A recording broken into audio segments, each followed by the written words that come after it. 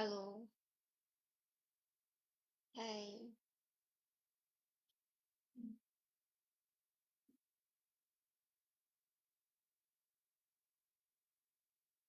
Hello.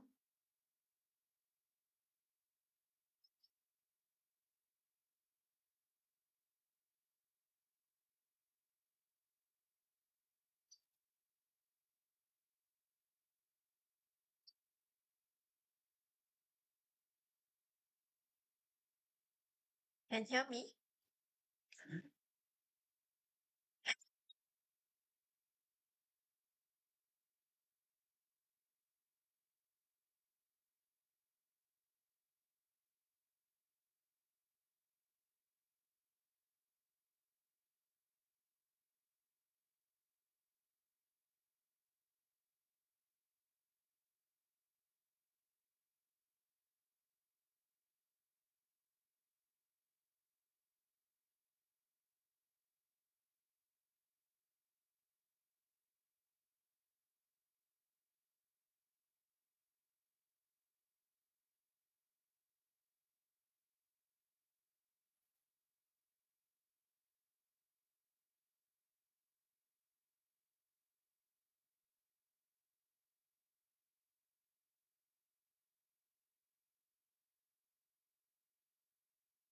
Mm.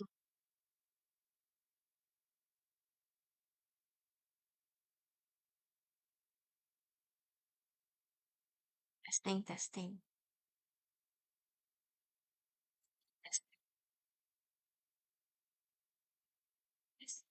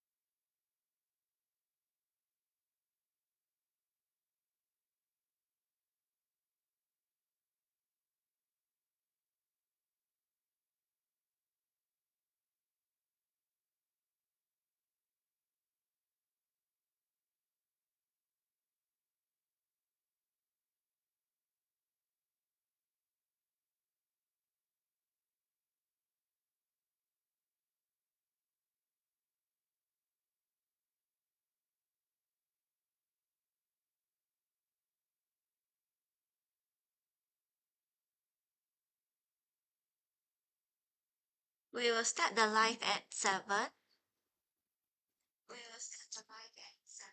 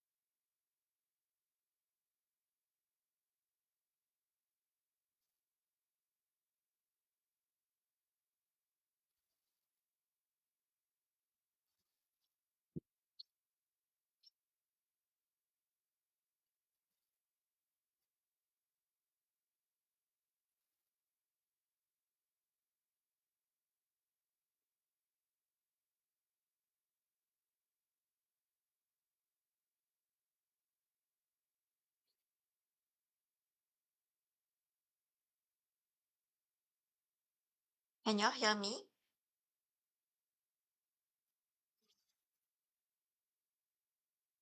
Hello. Okay, we will start the TikTok live now for Sec 2 Math. We will start the TikTok live for Sec 2 Math. We will start the TikTok live for Sec 2 Math. We will start the TikTok live for Sec 2 Math.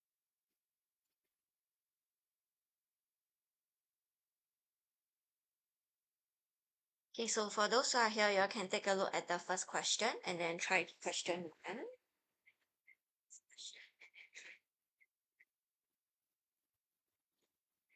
It's on the topic of proportion.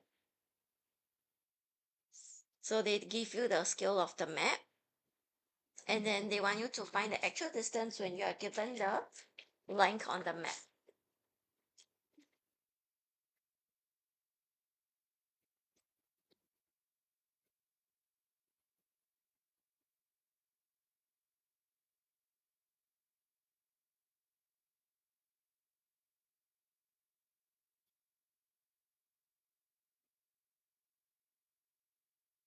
Do send in your answers when you're done. The scale is 1:40,000. So if on the map is 5 cm, what is the actual distance? Take note here, they're asking in kilometers.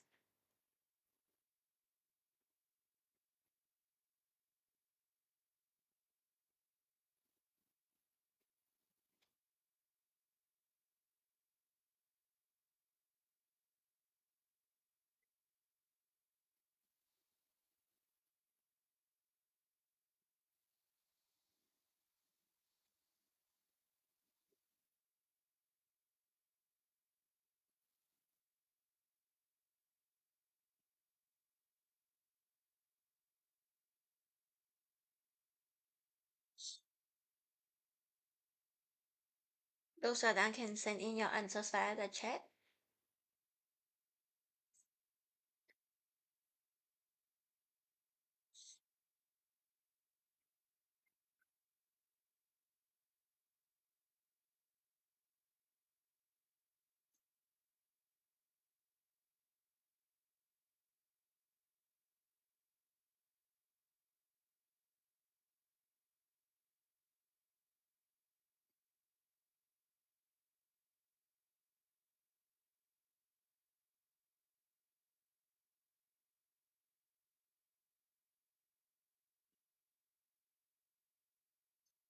Okay, for part A,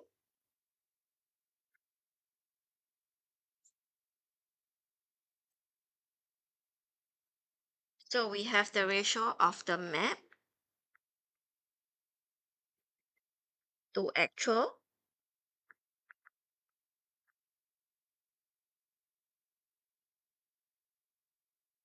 Since the ratio is 1:40,000, so 1 cm will be 40,000 cm.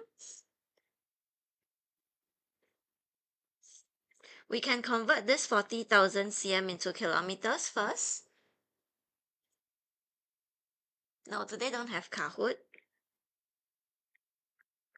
So 40,000 cm, when you want to convert to meter, you divide by 100.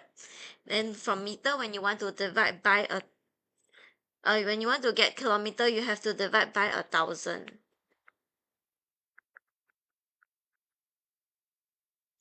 So this part here, you are converting it to kilometer.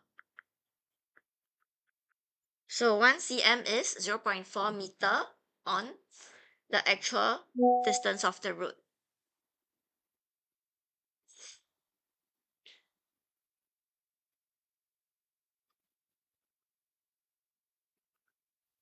So it's 5 cm on the map. So we have to multiply by 5 on both sides. Okay, so 0.4 kilometer multiplied by 5 2 kilometer. So when it's 5 cm on the road when it's 5 cm on the map means it's 2 kilometer on the road, on the actual distance. Okay.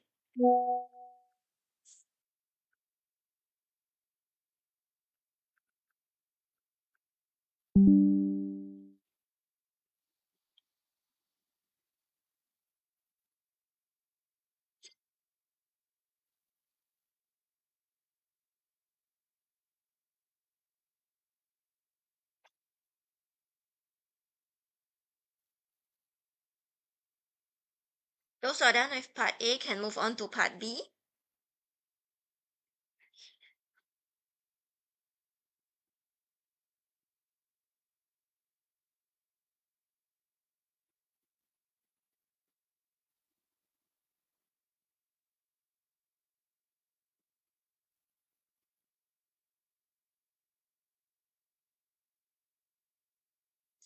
Part B is on the area. So don't forget to change the ratio to area ratio first before you convert, or before you find the area that's represented on the map.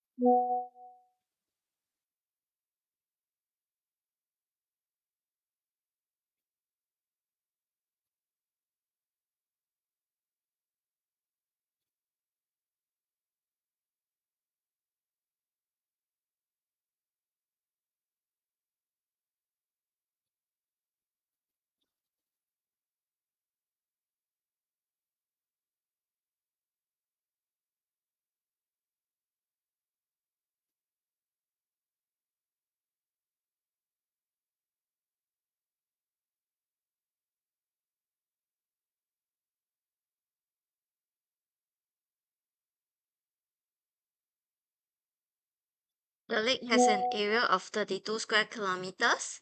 Find in square kilometers the area represented on the map. Has anyone convert to find the area ratio already?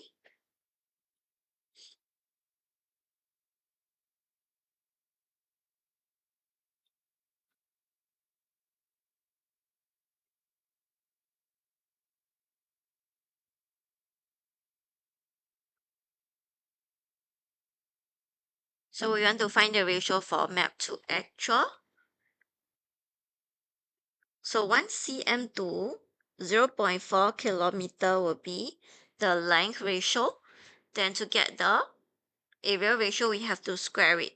So 1 cm times 1 cm actually will be 0.4 kilometer times 0.4 kilometer. So it's like we square on both sides to find the area ratio. So we have 1 cm square that will 1 cm square on map will represent 0.16 kilometer square on the actual area.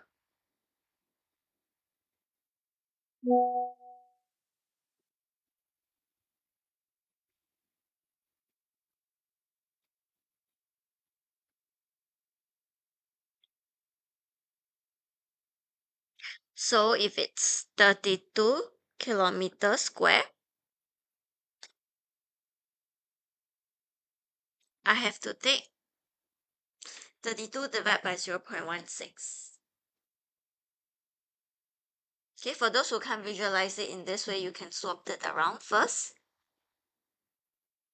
So instead of map to actual, we write down the actual to the map because we are finding the area on map now.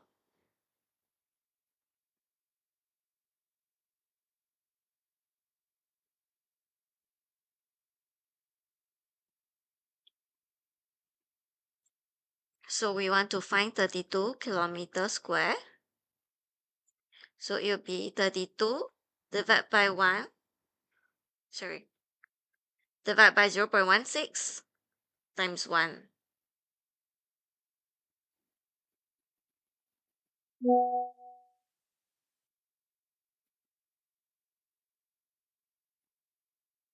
So it will be equals to 200 cm square.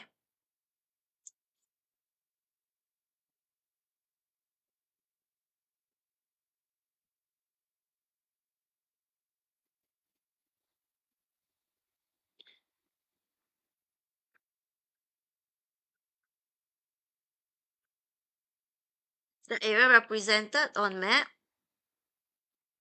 is 200 cm square. So usually what you do for this kind will be times then divide.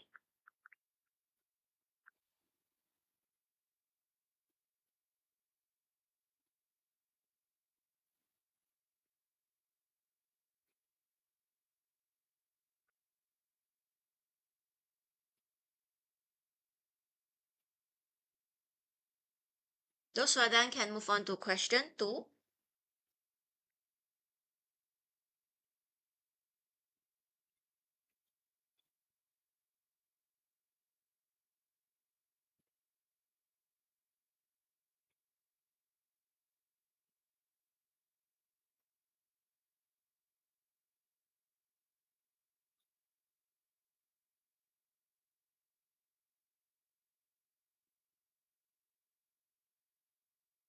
Same thing when you're done, please send in your answers.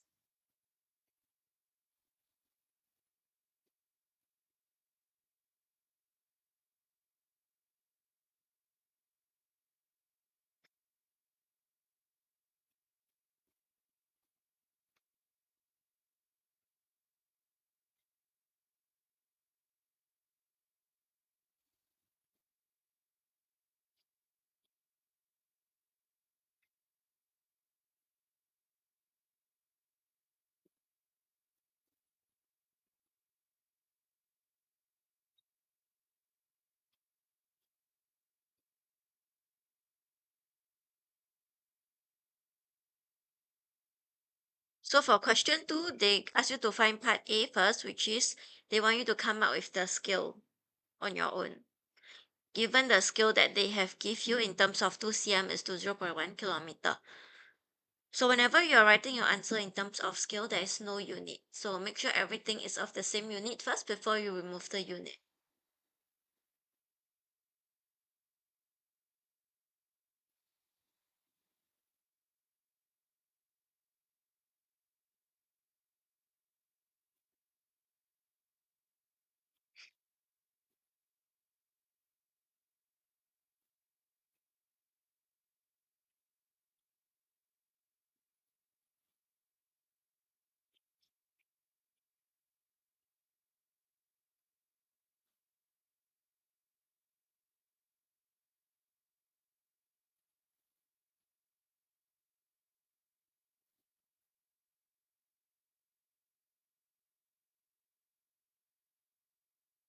Okay, a tourist was looking at a map of Universal Studios drawn using the scale of 2 cm is to 0.1 kilometer. So express the scale in the form of 1:n.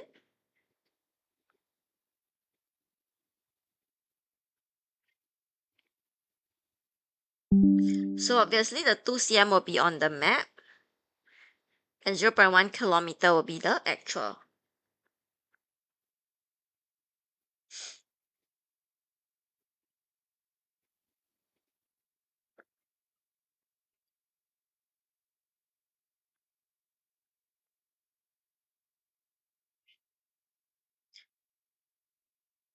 So 2 cm represents 0.1 kilometer. So we have to convert this kilometer to cm first. So kilometer, when you convert to meter, you multiply by 1,000.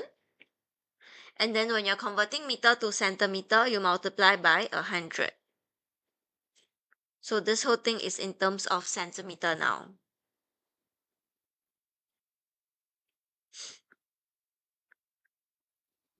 So you can actually find 1 cm directly by dividing by 2 on both sides.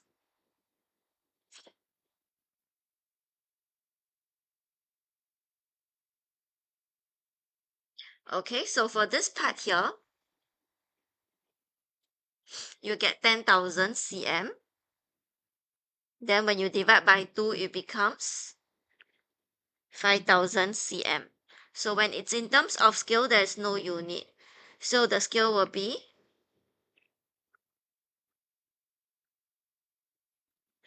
1:5,000.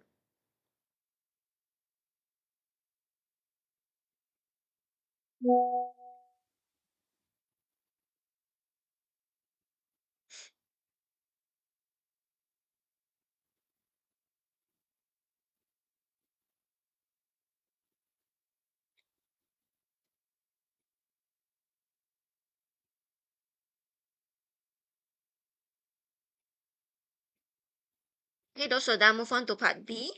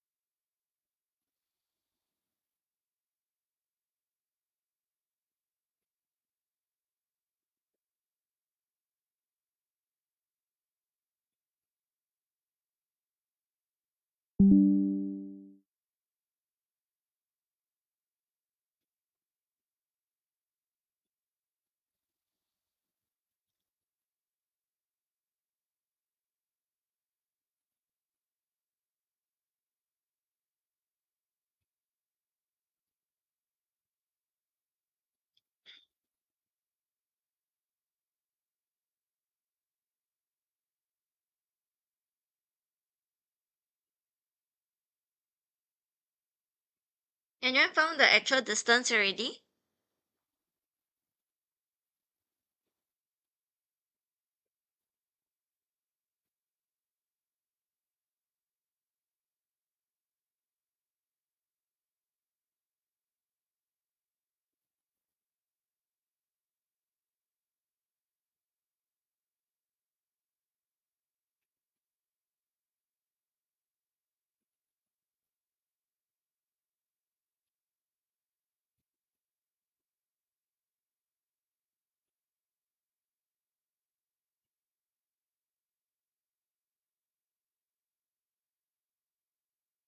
Okay, part B. Find the actual distance in kilometer from the entrance to the Jurassic Park adventure ride if they are 3 cm apart on map. So map to actual.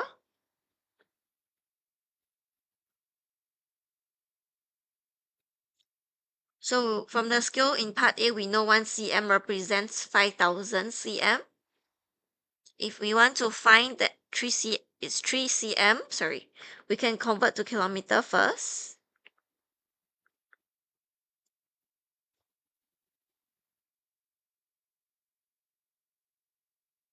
So technically, if you want to convert to centimeter, you can just use this part here. Divide by 2 on both sides. So 0.1 divided by 2, we get 0.05 kilometer. Then with that, we can find the actual distance. Multiply by 3 on both sides. So 0.05 times 3 will get 0.15 kilometer.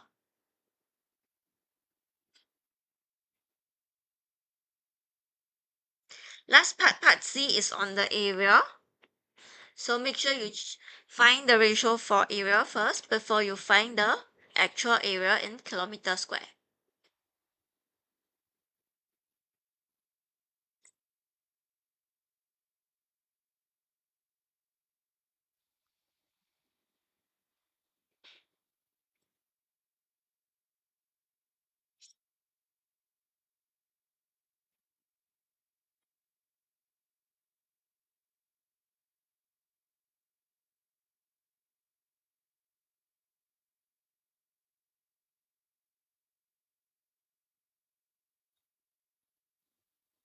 So when it's 15 cm square on map, find the actual area in kilometer.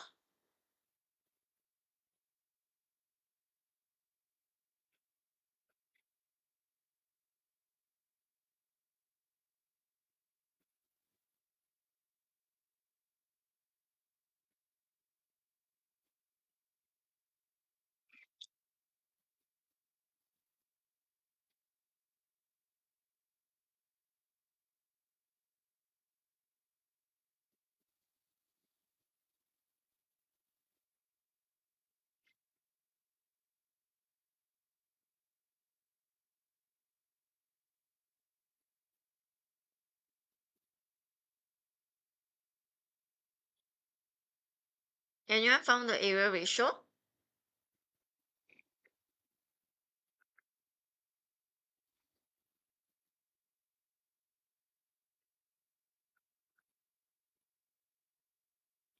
Okay, map to actual. We know it's 1 cm is to 0.05 kilometer. So we square on both sides, means 1 cm times 1 cm. 0.05 kilometer times 0.05 kilometer to find the area ratio. So we have 1 cm square is to 0.0025 kilometer square. Then if we want to find 15 cm square, we multiply by 15 on both sides.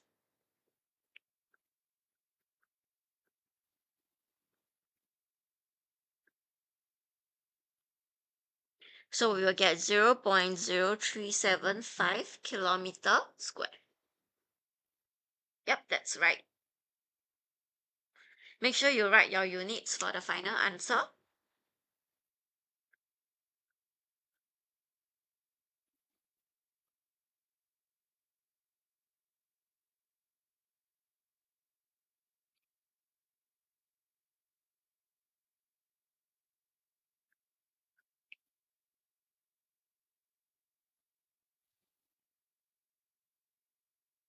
Okay, for those who are done, can take a look at question 3.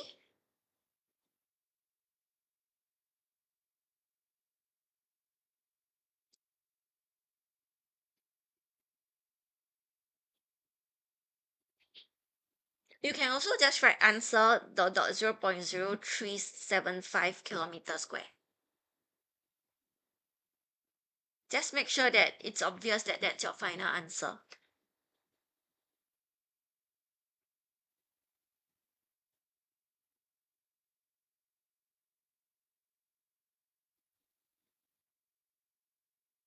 And you know what formula to use for question 3?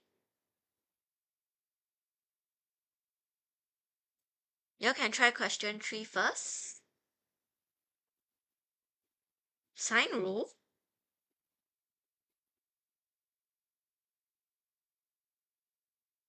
How to use sine rule here? Yep, that's right.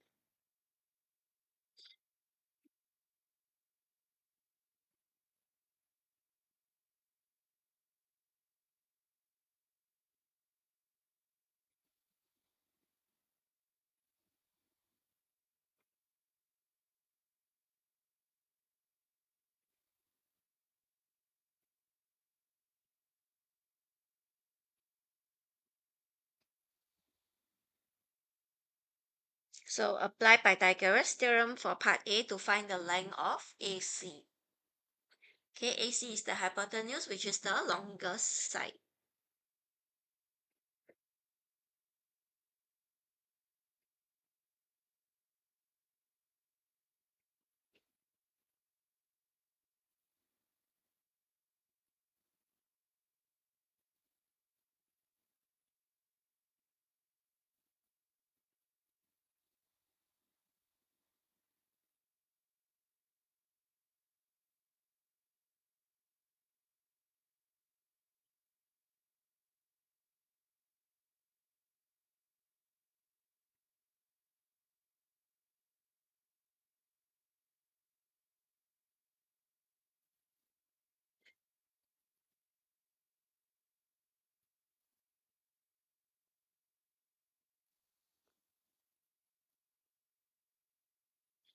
Yep, correct. Part B also requires Pythagoras theorem, but you'll be using the converse of Pythagoras theorem. This is like 2 math.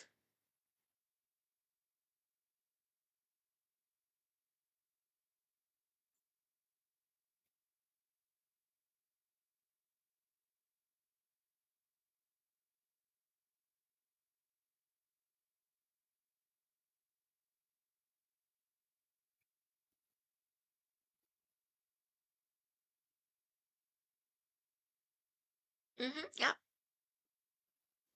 Part B is use the converse of Pythagoras theorem. Technically, you still need Pythagoras theorem. What's your answer to part A?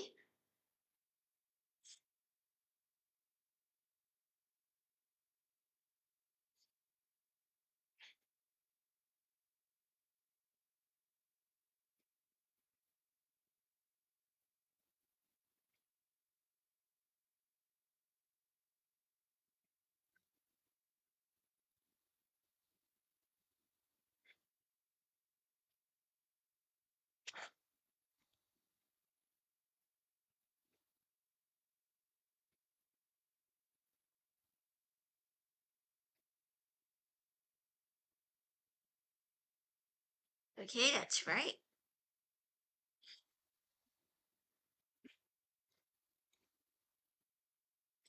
What do you mean can skip?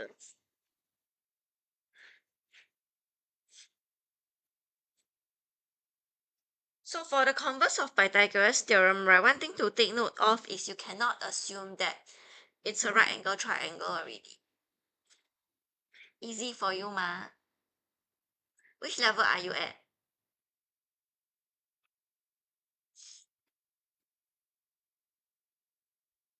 Okay, in the diagram, ATC is a straight line. Okay, means you're quite smart. Angle ABC is 90 degrees. Point D is on the line AC. The dimensions given are in centimeter. Okay, find the length of AC.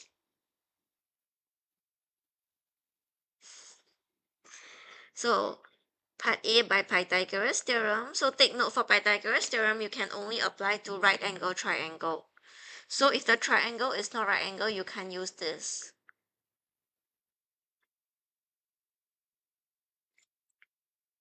So the square of two shorter sides, sum them up will give you the square of the longer side. Hello. So with this, we can find AC squared by taking the sum of squares of the two shorter side. So since AC squared is 900, AC will be square root of 900, which is 30 cm.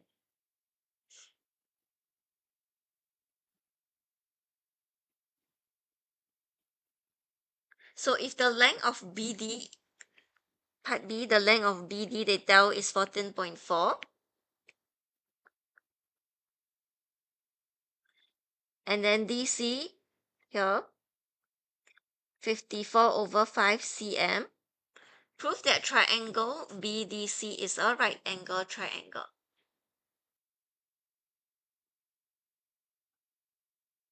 So if it's a right angle triangle, Pythagoras theorem should work here, but we can't assume that it is a right angle triangle first. So what we can do is we find the squares, the sum of squares of the two shorter side, which is BD squared plus DC squared. BD is 14.4 square plus 54 over 5 square. We'll get 324. So after this, we have to square the longer side as well, which is BC squared. So BC squared is 18 square, which will give us 324. So you can see that this two is the same. So therefore, BD squared plus DC squared equals to BC squared. And because of that, using converse of Pythagoras theorem, it is a right angle triangle.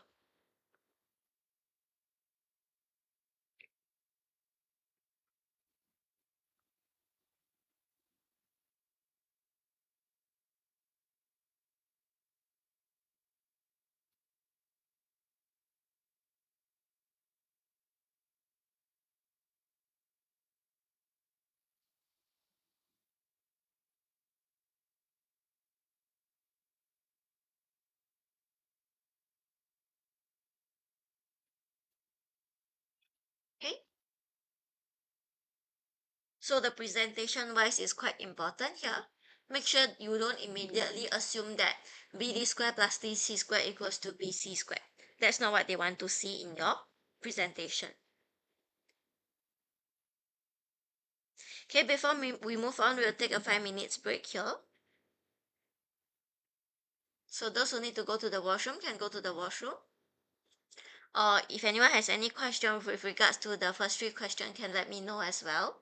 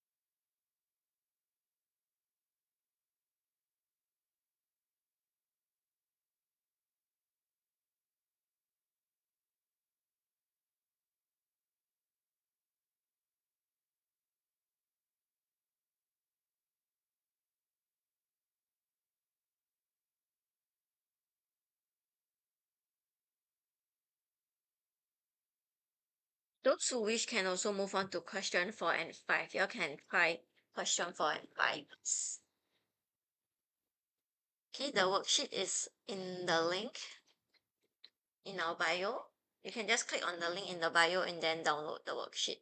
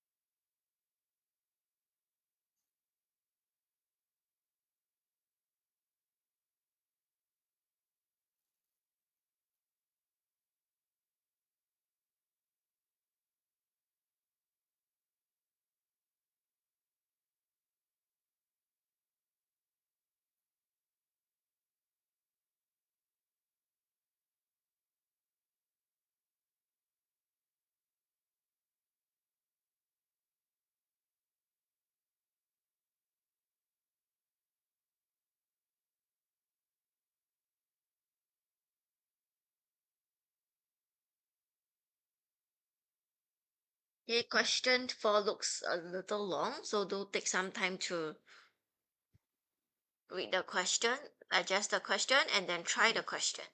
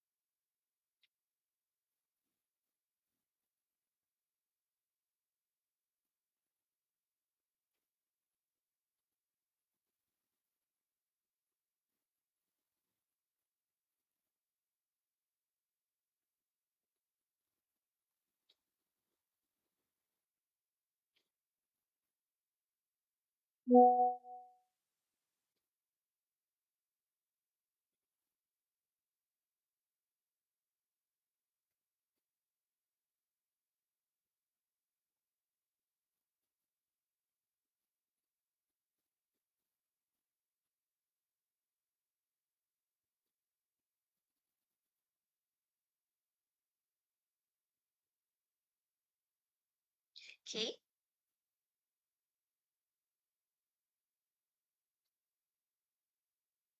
The standard television has an aspect ratio of 4 is to 3. So this means the television screen is 4 units wide for every 3 units of height. The aspect ratio of high definition television is 16 is to 9, which is 16 units of width for every 9 units height. So it is shown in the diagram below. So the size of television is usually measured diagonally for the screen. So for example, 32 inches television is measured 32 inches diagonally, which is measured in this manner. Okay, which is also called the hypotenuse. Mr. Lee wants to buy a new television that fits into his television cabinet. The diagram shows Mr. Lee's television cabinet. Sorry, you can help me cancel this part.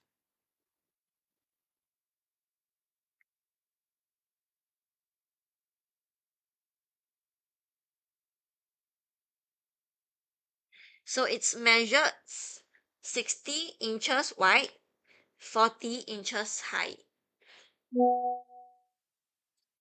So will a 70-inch HD TV fit into the cabinet? Show all your workings clearly. Okay, do give it a try.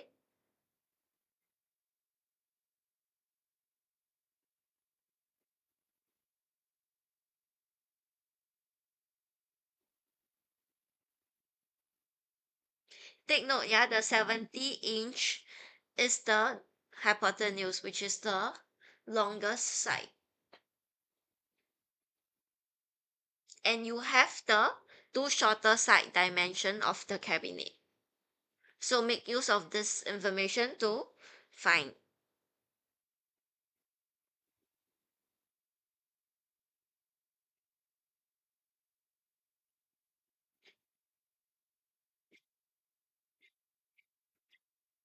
Those who are trying the questions or have tried the questions, do feel free to send in your answers.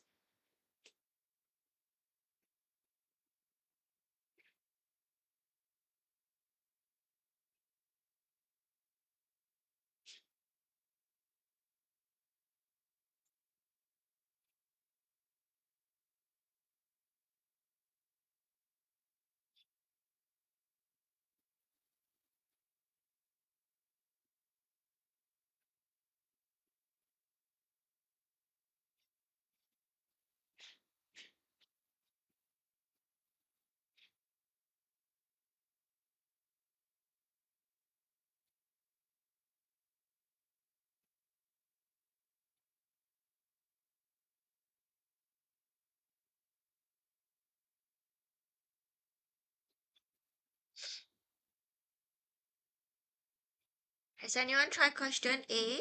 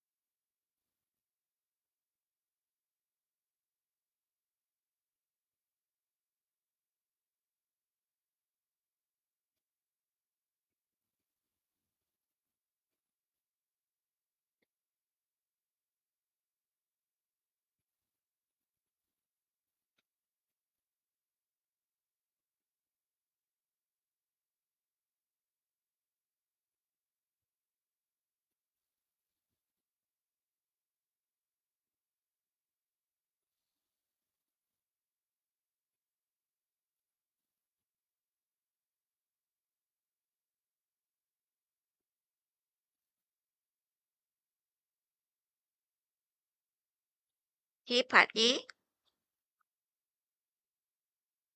So by Pythagoras theorem,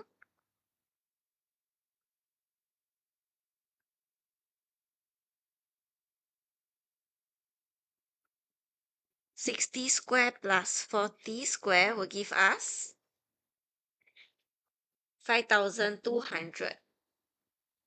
So this is like the maximum hypotenuse square that we can have in order to be able to fit into this television cabinet. Okay, then we know that it's 70-inch. So the measurement of the TV is by the diagonal line. So we take 70 square, which will give us 4,900. And 4,900 is less than the maximum hypotenuse square that we can have. So therefore, the TV cabinet can, the TV can fit into the cabinet.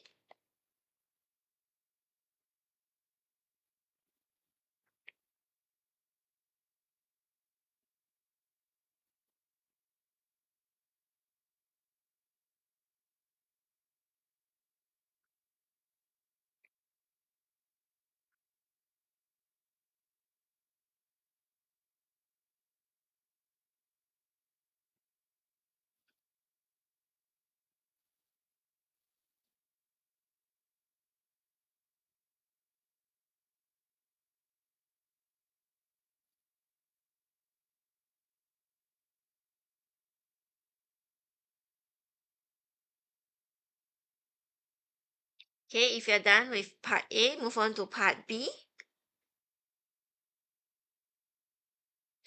Part B is a bit of reverse way.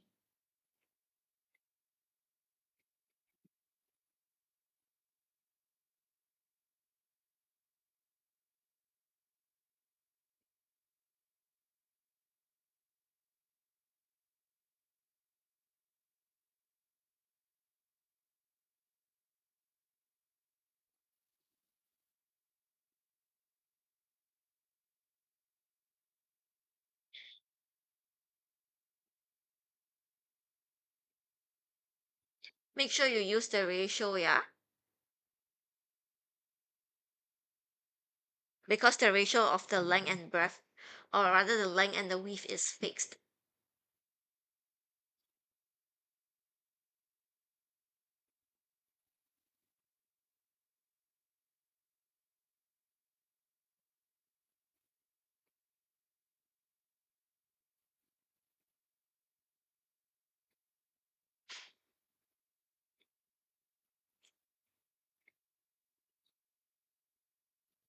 So part B, they're not talking about the HD TV anymore. They're talking about the standard television. So if Mr. Lee wishes to buy a standard television, find the size in inches, the largest television that can fit into his cabinet. Then round off your answer to the nearest inch. So a standard television is in the ratio of 4:3.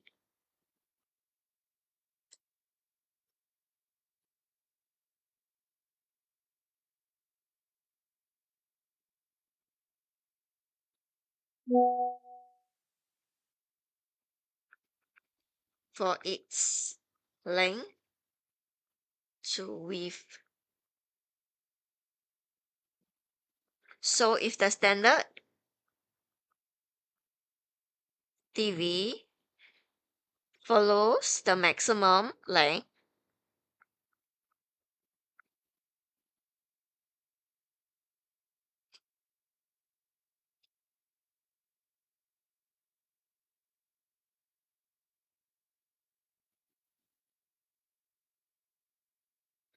the maximum length is 60 inches.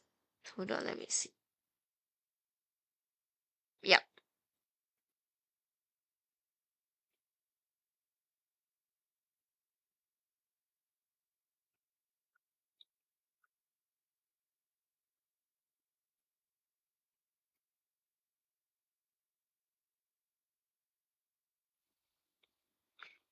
Then the width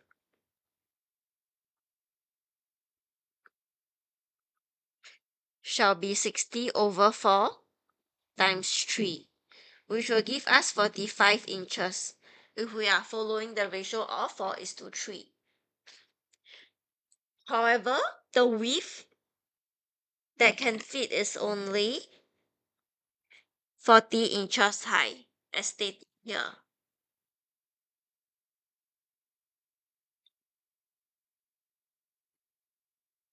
Okay, so this exceeds the maximum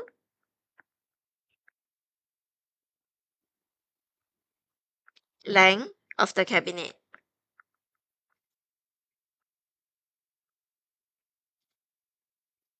Okay, this means that we cannot follow the maximum length. Now we have to try if we are following the maximum width.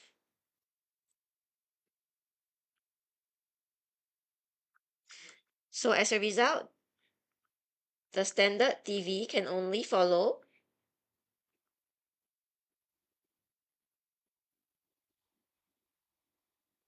the maximum width, such that the TV can fit inside the cabinet.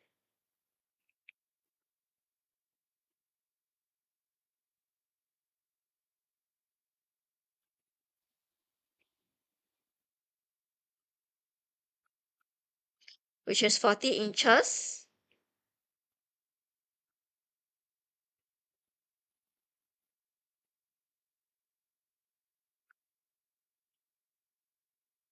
So therefore, with the width to be 40 inches, we can find the length.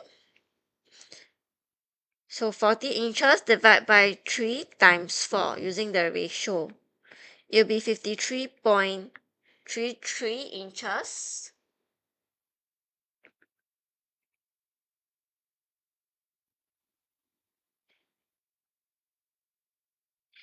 Hence the largest TV that can fit into his cabinet can only be 53.33 meter by, inches by 40 inches. So take note here, they are asking for the inches of the television, where we have mentioned before, television is always measured by the hypotenuse of the TV. But what we have here is only the length and the width. No, there's no Kahoot today. So we have to use Pythagoras theorem here.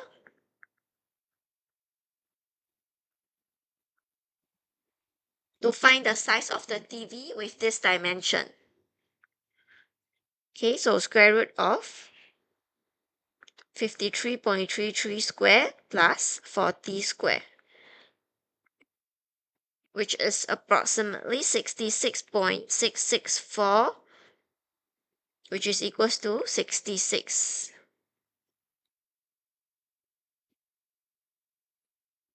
inch.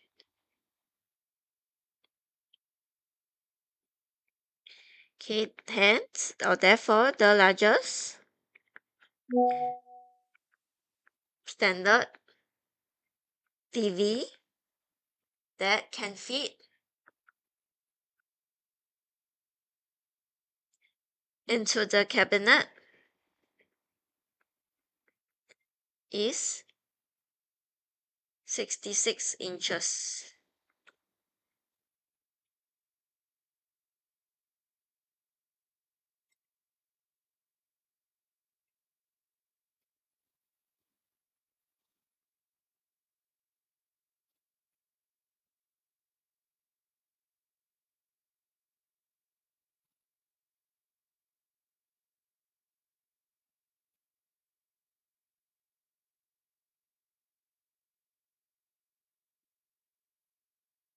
So I then move on to the last question, question 5.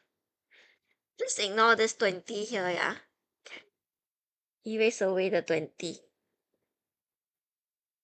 Shouldn't be there.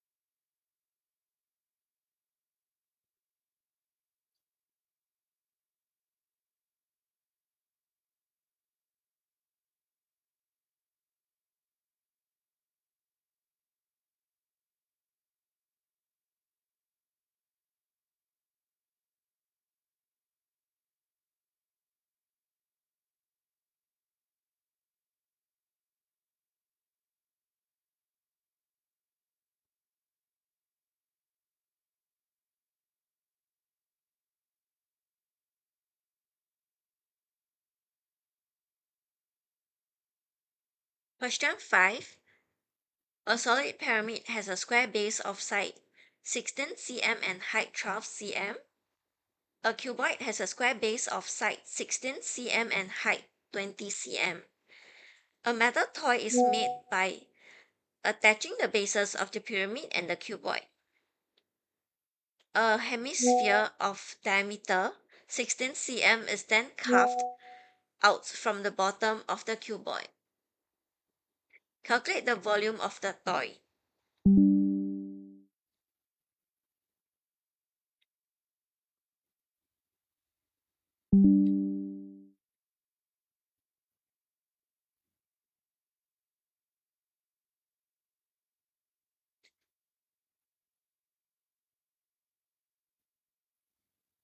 So basically you have to find the volume of cuboid, volume of pyramid, and volume of hemisphere.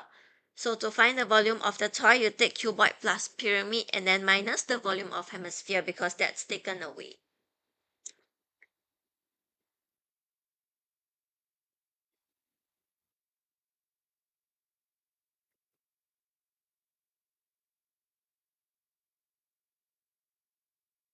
So volume of cuboid will be base area times height,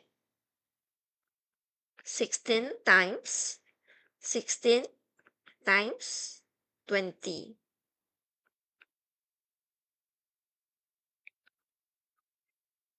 Okay, since it's stacked on top, and we know that the cuboid has a square base of 16, so 16 by 16.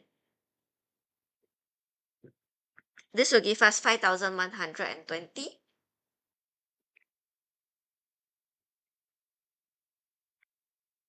Next, volume of pyramid, 1/3 base area times height. So whenever there's like a pyramid or like a sharp point on top, right, usually it's 1/3 when we are referring to volume. Okay, so 1/3 times my base area is 16 by 16 and the height of the pyramid is 12. So we get 1024. Lastly, the volume of hemisphere.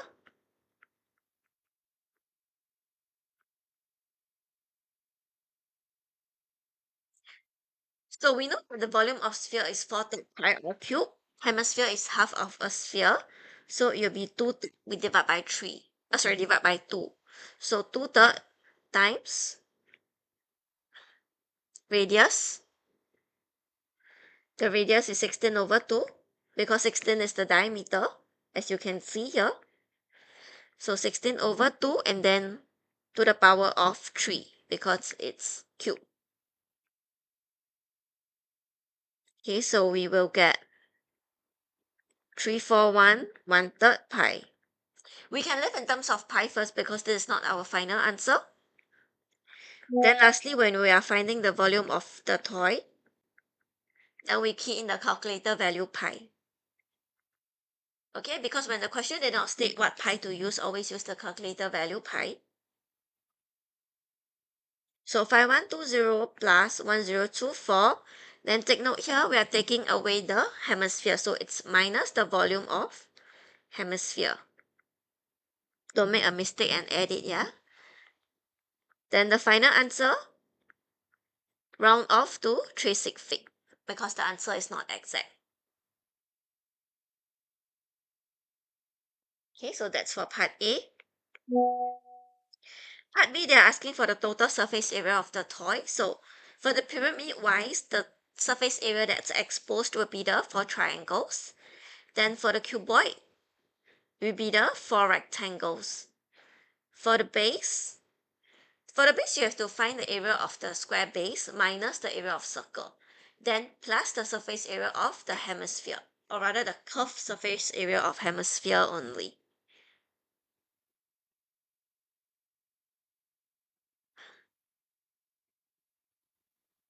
Okay,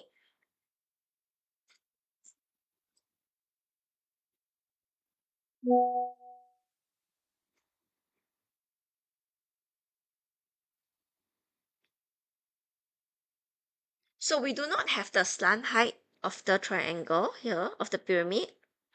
But what we know is the 12 is the vertical height. Okay, so we know that here is, this side is 12. When we look at it in 2D dimension, it's until here only. So here, this side will be 16 divided by 2. Okay, then here will be the slant height of the triangle that we need to find. So we need Pythagoras theorem here. Here will be a right angle because it's a square base, so it's a right pyramid. Therefore, it has to be vertically below the apex here.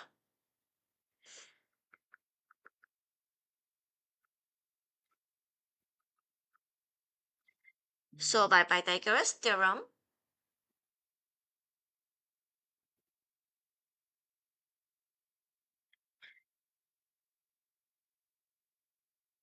so this is, let's say this is my height, here will be my radius. So height square plus radius square will give me my slant height square. So slant height square will be 12 square plus 8 square, which is 208. So the slant height will be square root of 208.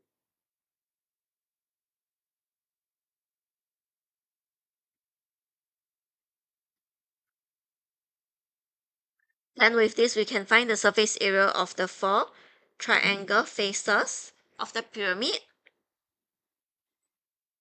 So 4 times half times the base is 16, and then the slant height is square root of 208. Approximately 461.51056.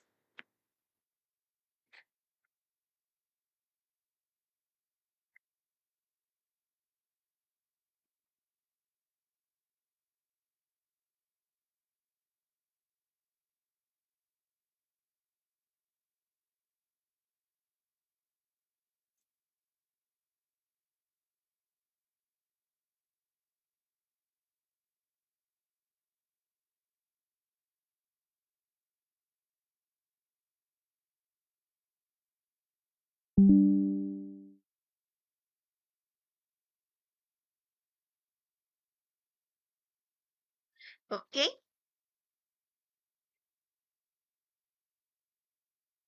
Next, we find the surface area of the rectangular faces.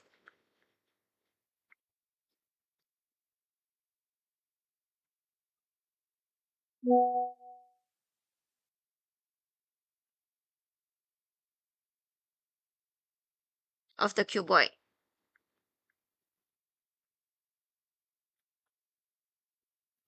So 16 times 20 times 4, 1280.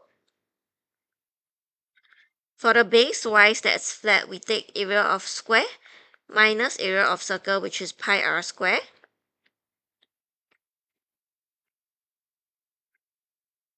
Will give us approximately 54.93 807.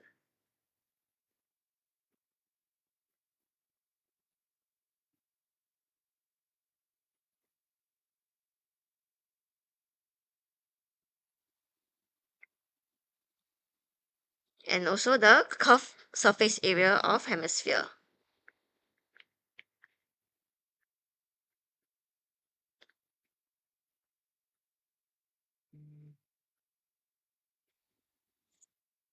This will be 2 times pi times r square, which is 8 square. So the formula is 2 pi r square for curved surface area of hemisphere. So we get 128 pi here. So therefore we can find the total. Add everything up, 461.51056 plus 1280 plus 54.93807 plus 128 pi equals to 2200 cm square when we round off to 36 feet.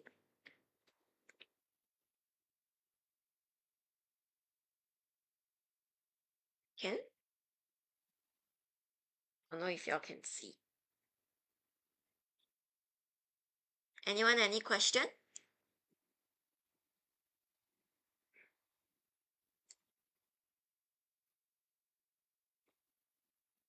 If not, we will move on to side 1.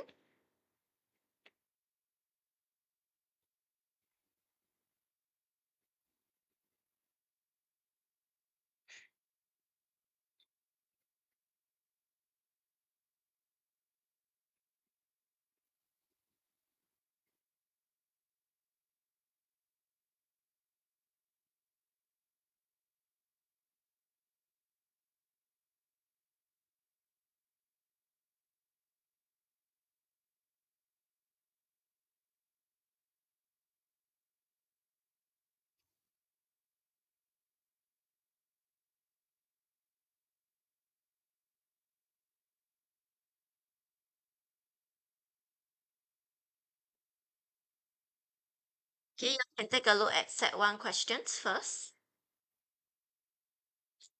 I'll be right back soon. I go to the washroom first. You all can look at the question and try the question. Okay, then when you're done with the question, send in your answers.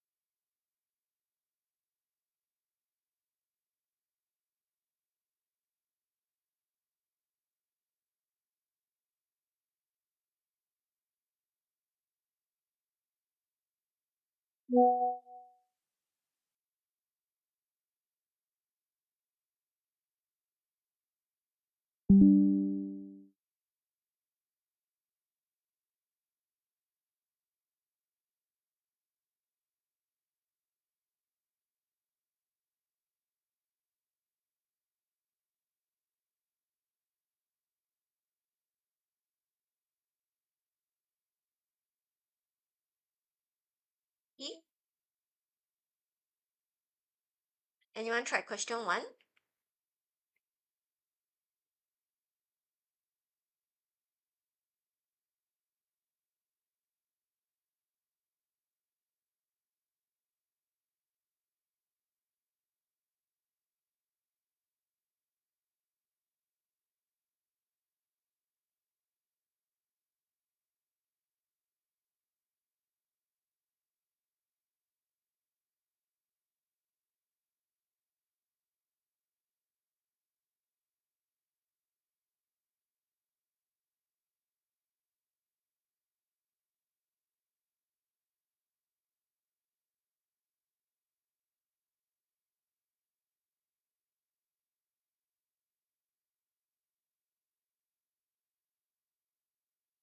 In the diagram, the straight line ABC is parallel to EFG and DB is parallel to FC.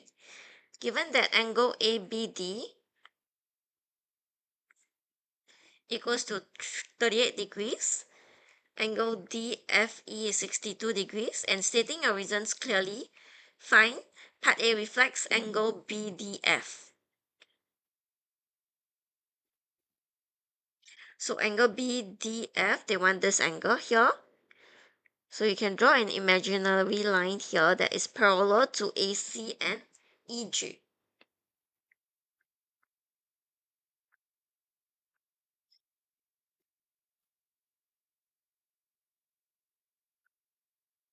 So obtuse angle BDF,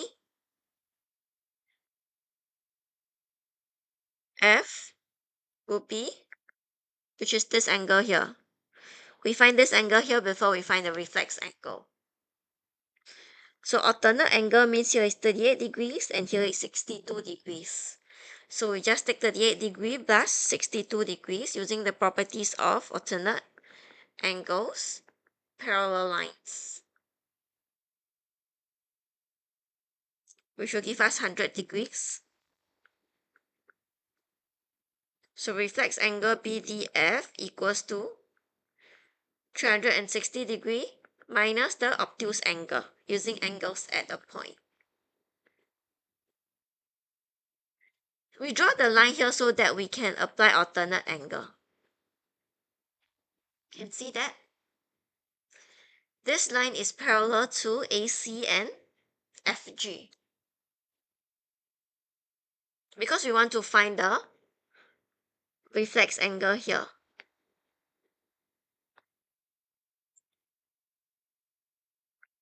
Okay, that's for part A. Part B, angle DFC. This angle here.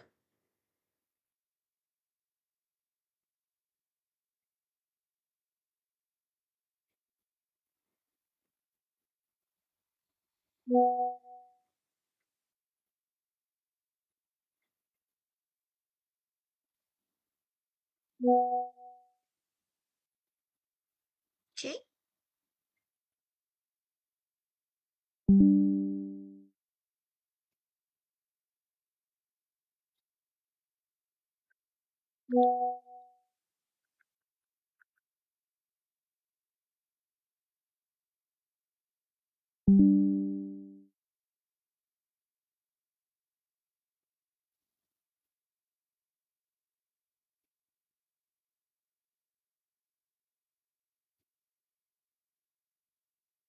This will be equals to 180 degrees minus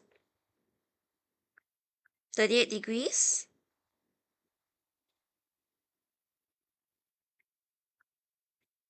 and lastly minus away the 62 degrees using interior angles between parallel lines.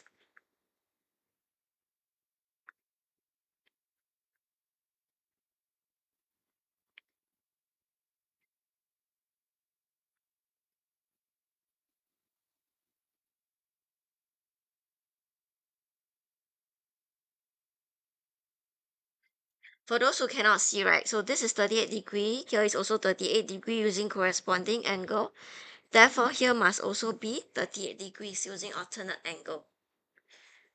Okay, so you can either use interior angles between parallel lines or you can also use angles on straight line. Hello, footballer.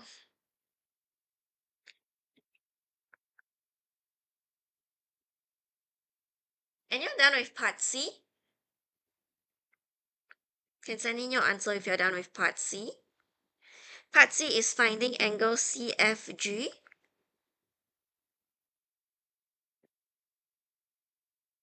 Which is what I have found just now.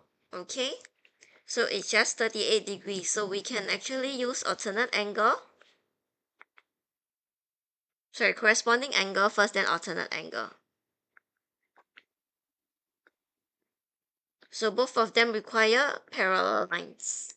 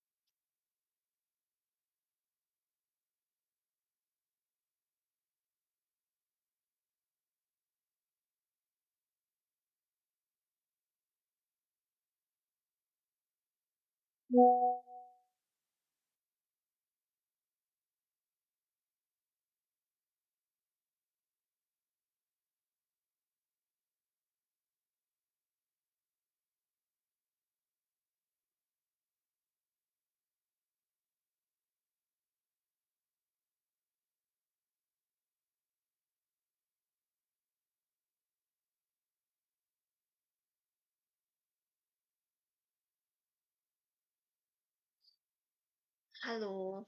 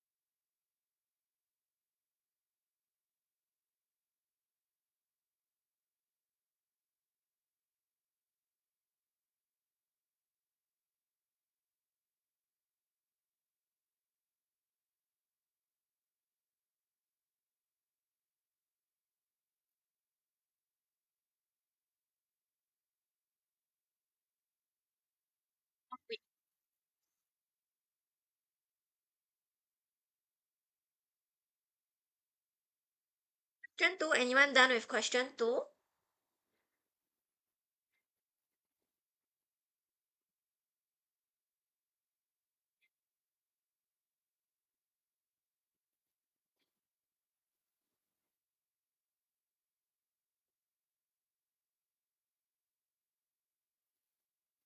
Yep, the live is 1 hour for Sec 1 Math. It's 8 to 9 p.m. Okay, well done, 40 degrees.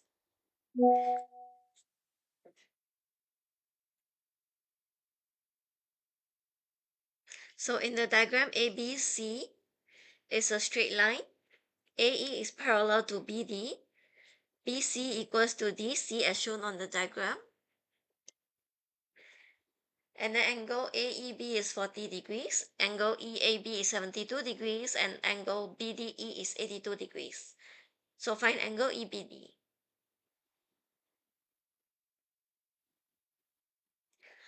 Part B is not correct. You can try part B again. Part C is correct.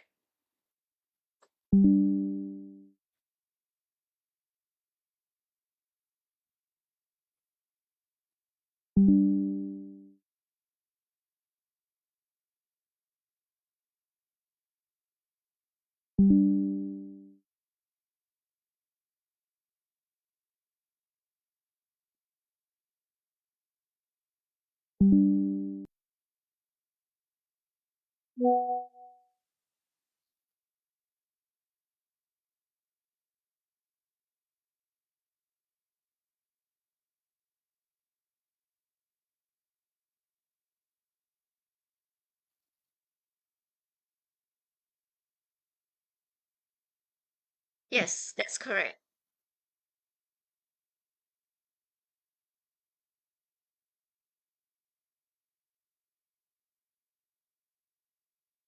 Okay, so for part A, angle EBD, this angle here, we can just use alternate angle. So it's also 40 degrees. It's equals to angle AEB equals to 40 degrees. Alternate angles, EA parallel to DB.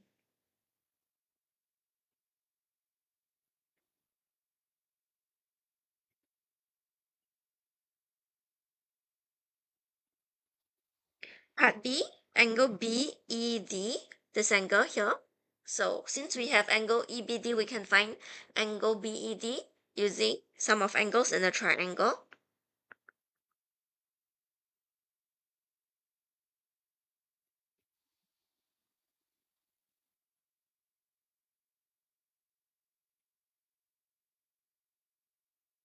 $58 degrees. When you come back, any part you missed that you want me to scroll back? Okay, part C, BCD, this angle here.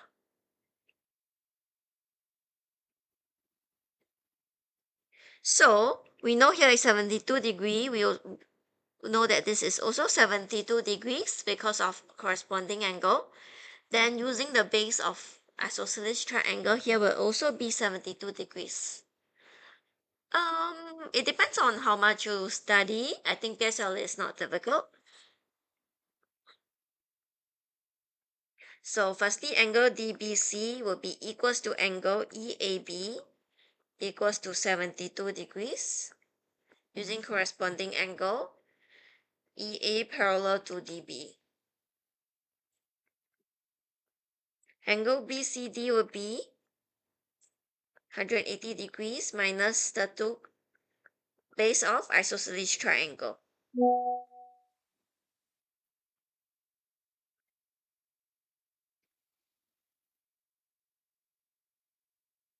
36 degrees. For part B, Part B is just sum of angles in this triangle. Can you see that? So I take 180 degree minus 82 degree and minus this 40 degrees that I found in part A.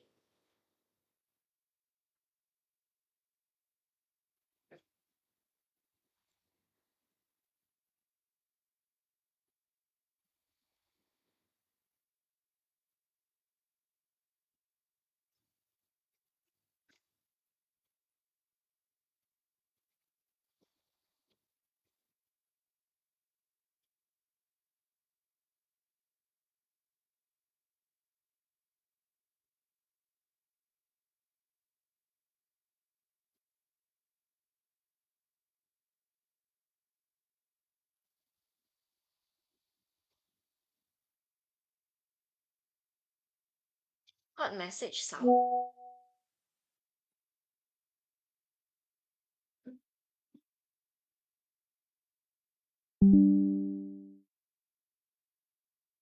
I don't have Discord at all.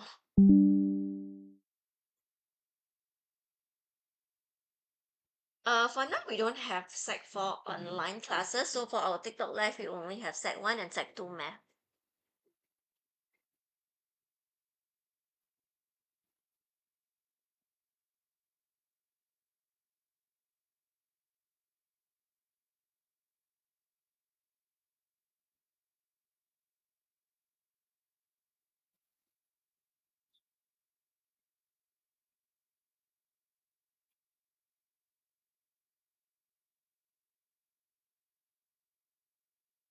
For integration, integration is just the reverse of it, differentiation.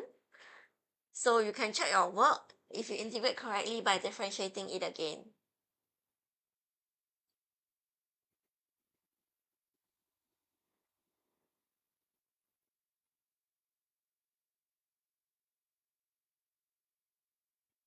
Okay, those who are done with question 2 can move on to question 3.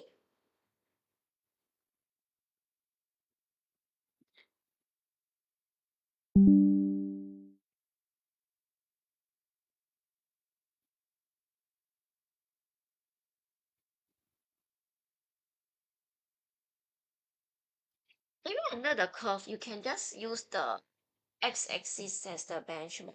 So the area is always from the line to the area on under the curve.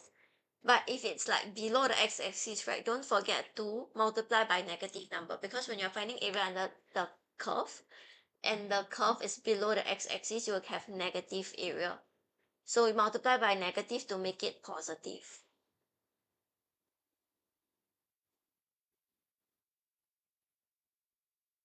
So you have to cut the area, or rather cut the curve into parts if it like there's above the x-axis and below the x-axis.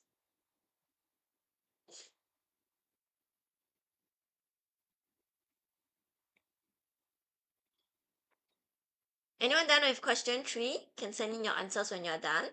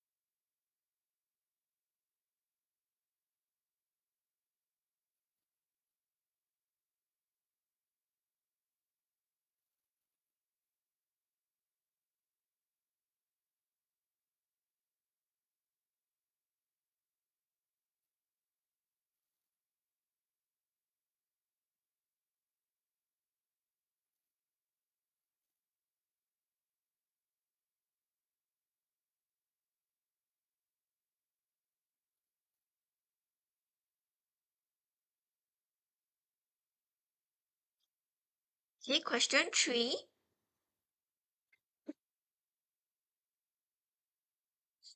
Show reasons clearly, calculate angle QPR.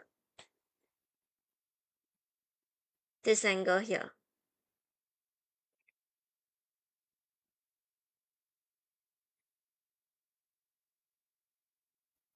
Okay. You want me to wait for you while you download the worksheet?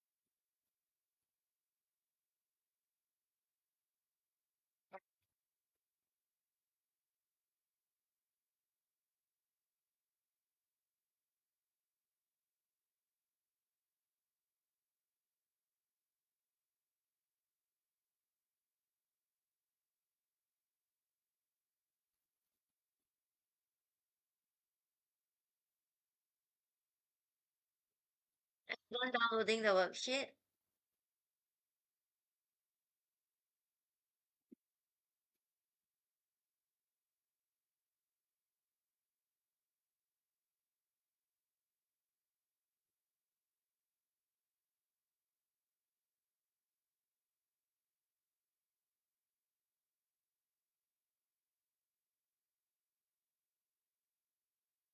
Okay. So part A, angle QPR.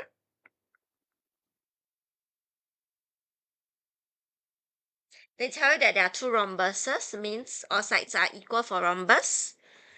So here must be equals to here, and we know that this angle here is 119. So we take 180 degree minus 119 degrees divided by 2. It will give us 30.5 degrees.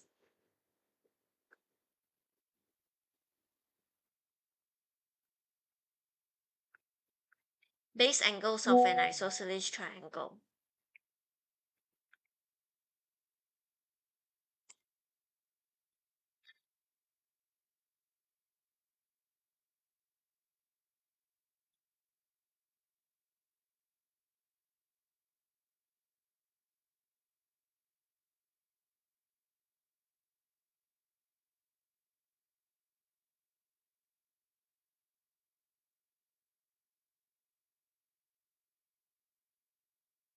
B, angle QCB.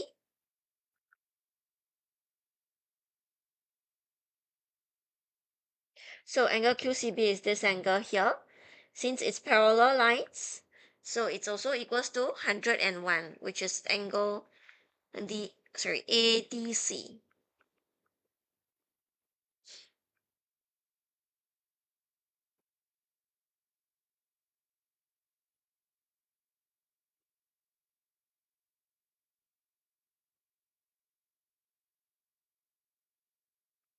AD parallel to BC.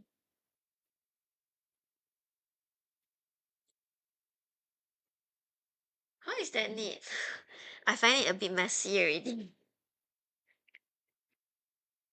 Okay, part C, angle RSC. So angle RSC is this angle here.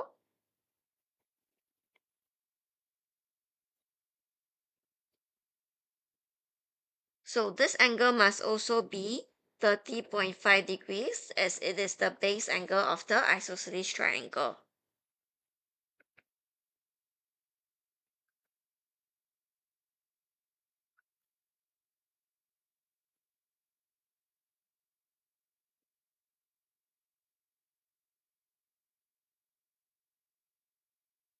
Okay, this is 30.5. Okay, then with that, we can find angle RSC using exterior angle. We know here is 101 degree, so we take 101 degree minus 30.5 degree. Using exterior angle, so we get 70.5 degrees.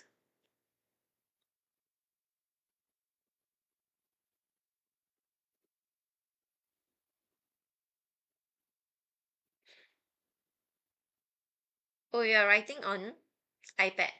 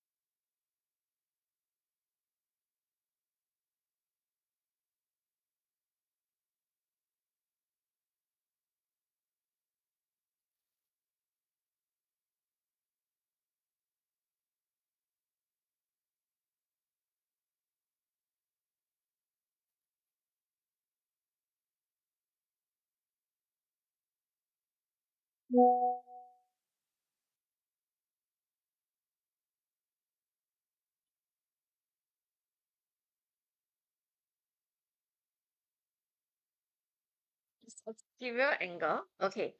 So you have a triangle here, right? Let's say if you extend this line, this angle is the exterior angle of this two. So this angle is equals to these two add up together. Yeah.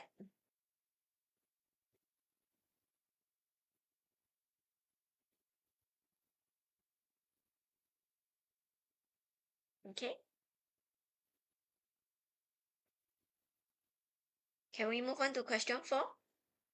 Those who are done, take some time to work on question 4. And if you're done with question 4, send in your answer.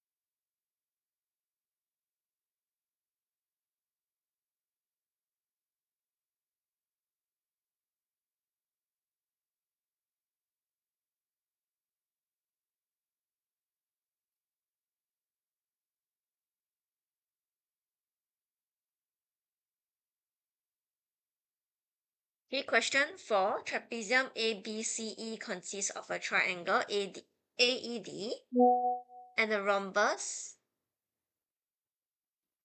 ABCD. Angle EAC is 67.5 degrees and D is on EC such that ED is 5 cm and AD is 7 cm. Find angle ACD. This angle here. Anyone done can send in your answers.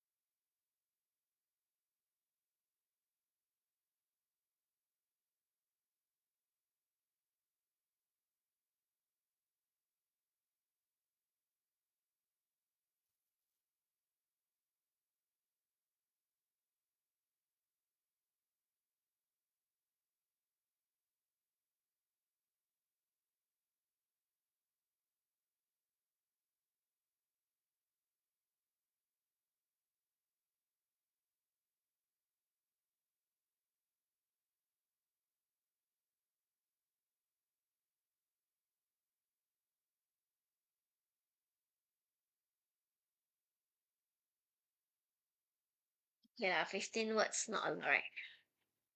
It's English or the Chinese spelling? I think if it's English, still quite okay.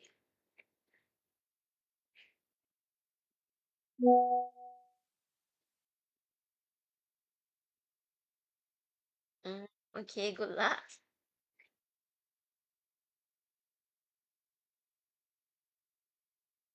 And you're done with question 4. I didn't see any answers. It is actually quite straightforward. We have the other two angles already in that triangle. So angle ACD is just 180 degree minus 67.5 degrees minus 90 degrees.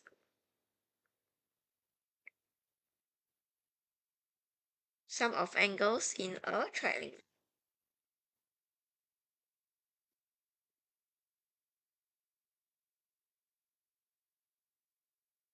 No, it's not P6, it's Sec 1 math.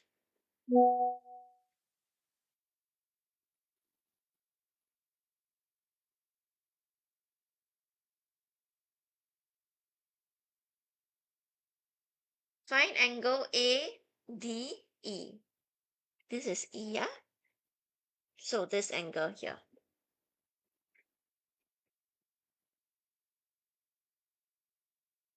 We know it's a rhombus, so all sides are equal. Therefore, this must also be 22.5 degrees. So to find this angle, we can use exterior angle. So angle ADE equals to 22.5 degree plus 22.5 degrees. So using exterior angle and also the base angle of an isosceles triangle. That's why they are equal. So it's 45 degrees. By considering your answer in B, deduce the length of AE. Okay.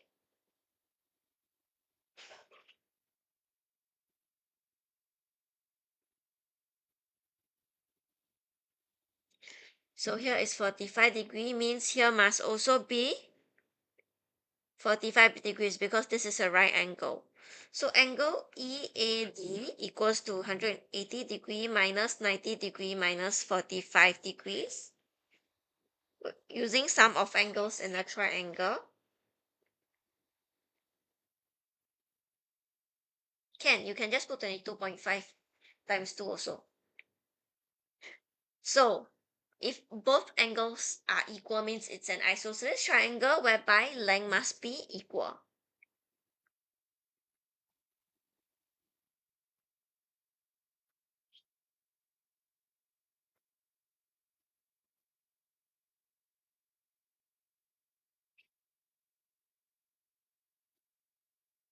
So if it's an isosceles triangle, AE equals to 5 cm.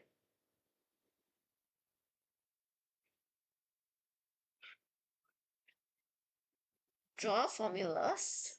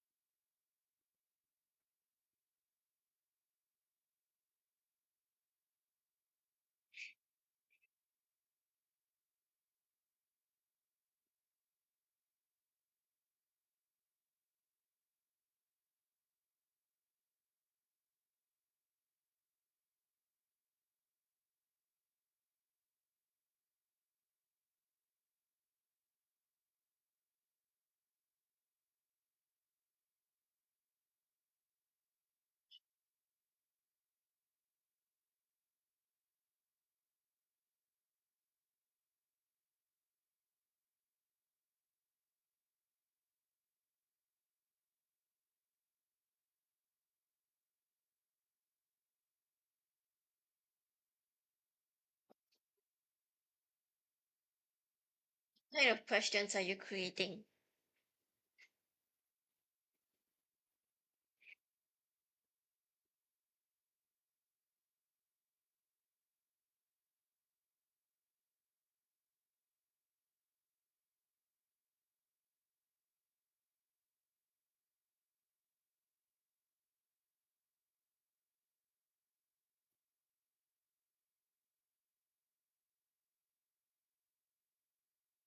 Question 5. A piece of metal is cut into the shape as shown in the diagram below.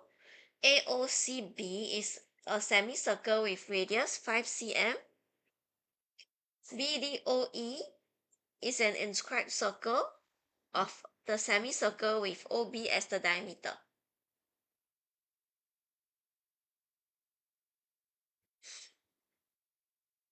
Calculate the area of the shaded region, leaving your answers in terms of pi.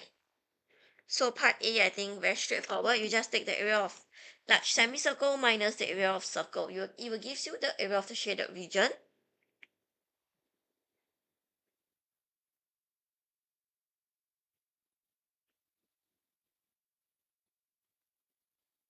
So half pi r square. Make sure you leave in terms of pi.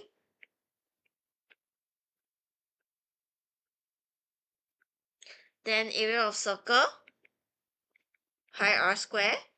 The radius, remember to divide by 2. 6.25 pi.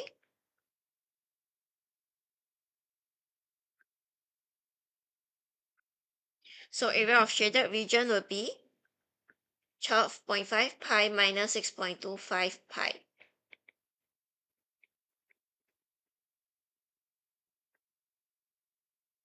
Part B, calculate the perimeter of the shaded region.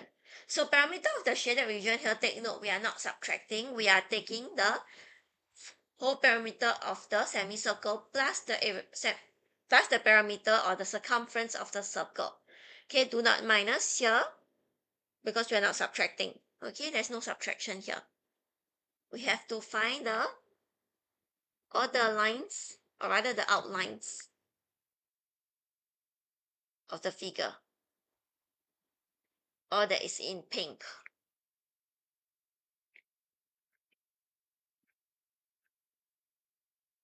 So circumference of semicircle,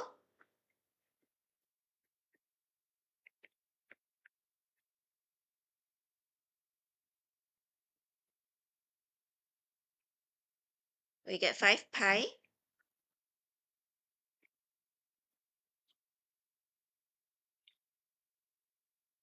Circumference of circle, we get 5 pi as well because the diameter is 5. Therefore, with this, we can find the perimeter of the shaded figure.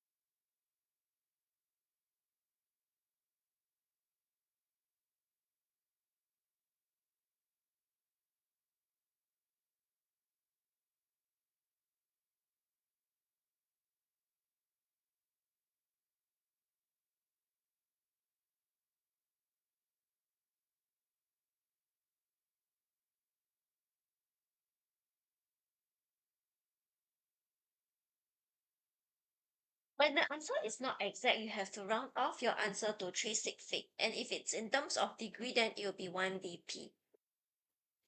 So usually for secondary math, you before you start the exam, right? They have this cover page. On the cover page, they will have this instruction. So if pi is not given, then you use the calculator pi. For degree, round off to 1 dp, and then for answer that's not exact, the rest you just round off to 3 sig fig.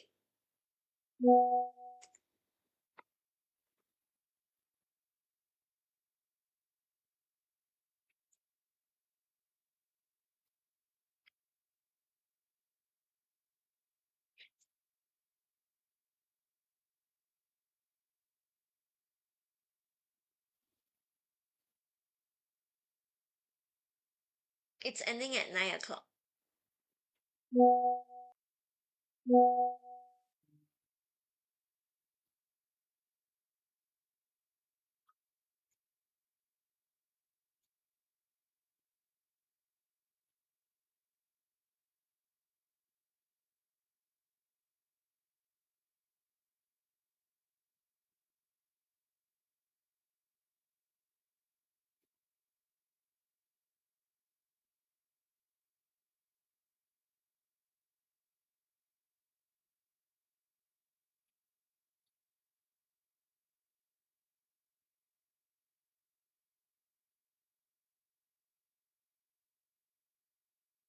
Yeah, you can try the next question. Then do send in your answer for the next question.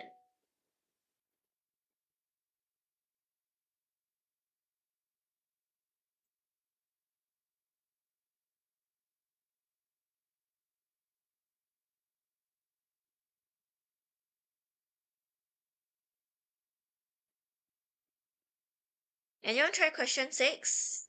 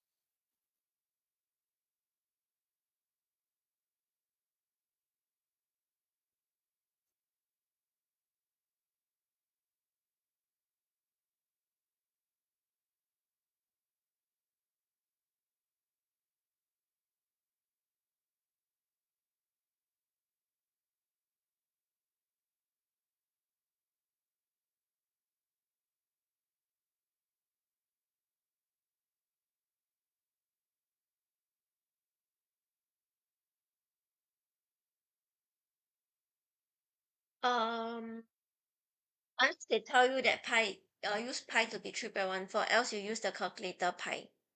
Yeah, there's no Kahoot today.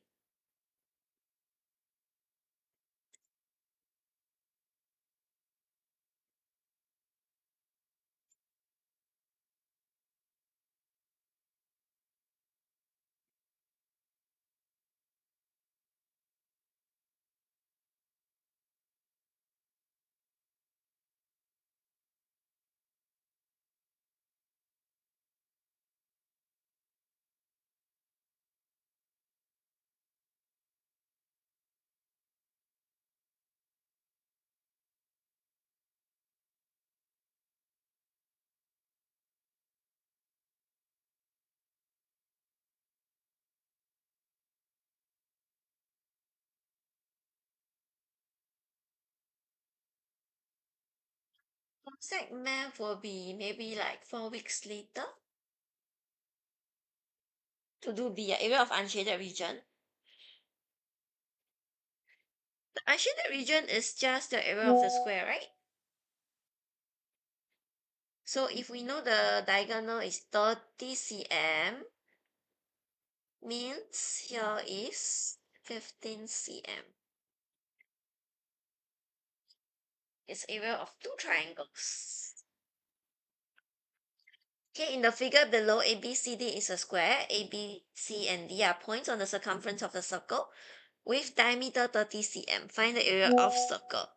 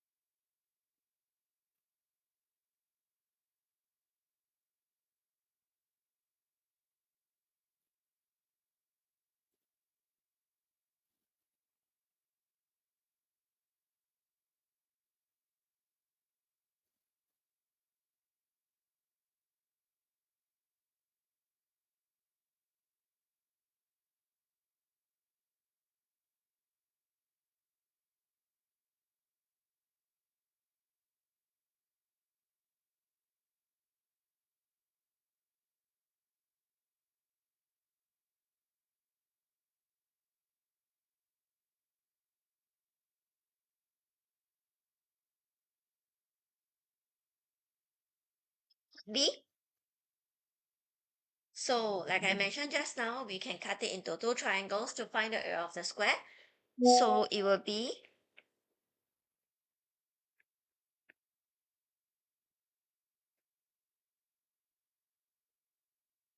2 times half times base times height.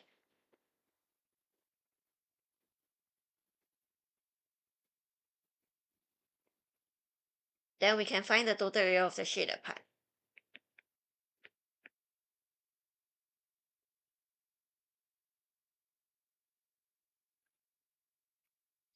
So shaded area, we just subtract. So when you are finding the shaded area, right, make sure you use the exact figure to prevent early rounding error. Then, since it's exact, you have to round off to 360. Definitely typing will be much neater.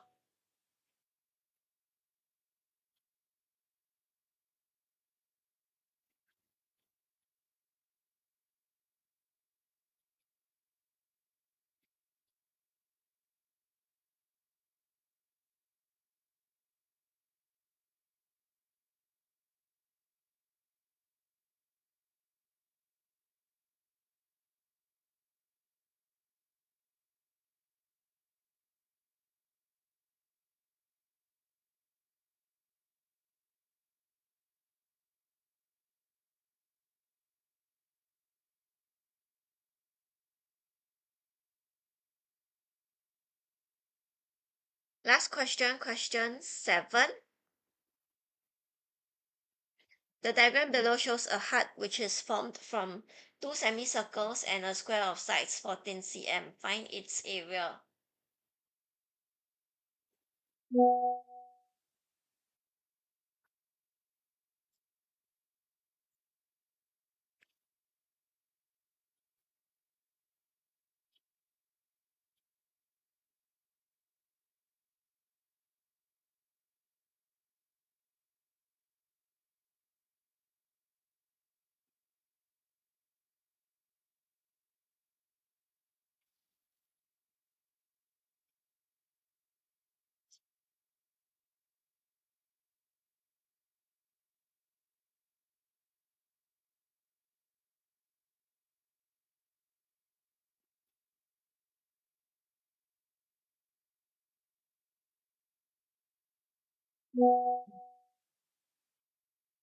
Because you're taking the area of the circle minus the area of the square. That's why you have to minus. You're finding the shaded area only. Can? For question 7 will be, you want to find the area, right? We have the length and then we also have the diameter. 14 cm is also the diameter. So area of square 14 times 14, then area of two semicircle, which is also the area of one circle.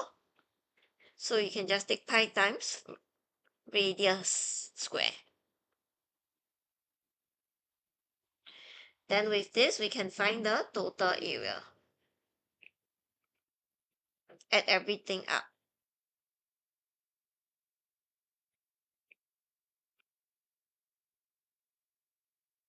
Here, since the pi is not exact, so we have to round off to 3 significant figures.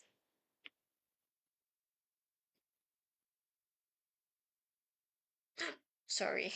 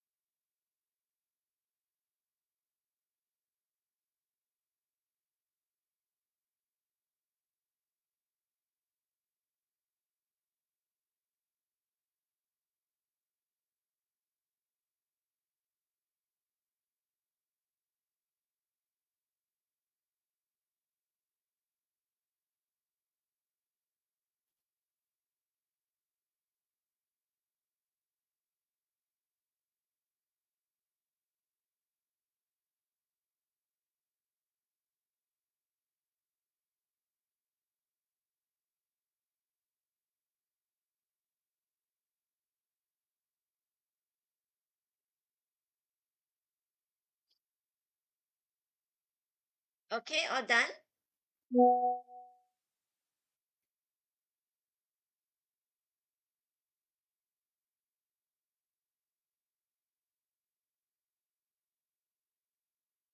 So this is our webinar promo. There's one free trial if you have yet to join our online class before. For Sec 1 Math will be Saturday 10:30 a.m. and then for Sec 2 Math is Friday 7:30 p.m. It's a 2-hour lesson. And then our next live will be next Tuesday for P6 Science, 7 p.m. Okay.